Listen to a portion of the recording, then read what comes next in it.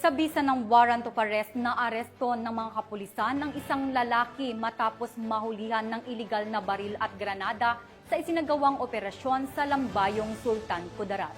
Patrolwoman Resali Umalay sa ulat. Inaresto ang isang magsasaka na kinilala sa ngalang Fahad matapos makumpiskahan ng iligal na baril at granada sa isang search warrant operation ng mga operatiba ng Lambayong Municipal Police Station sa kanyang tahanan sa Barangay Matsumpong, Lambayong Sultan Kudarat. Ayon sa ulat, ang search warrant ay inisyu para sa paglabag sa RA 10591 o Comprehensive Firearms and Ammunition Regulation Act. Nasamsam sa pag-iingat ng suspect ang isang caliber 45 Colt pistol, isang F1 hand grenade at 3 live ammunition ng caliber 45. Ang PNP ay patuloy na maghahatid ng mga operasyon laban sa mga iligal na armas at pagpapatuloy sa pagsisiguro ng kaligtasan at kaayusan sa bansa.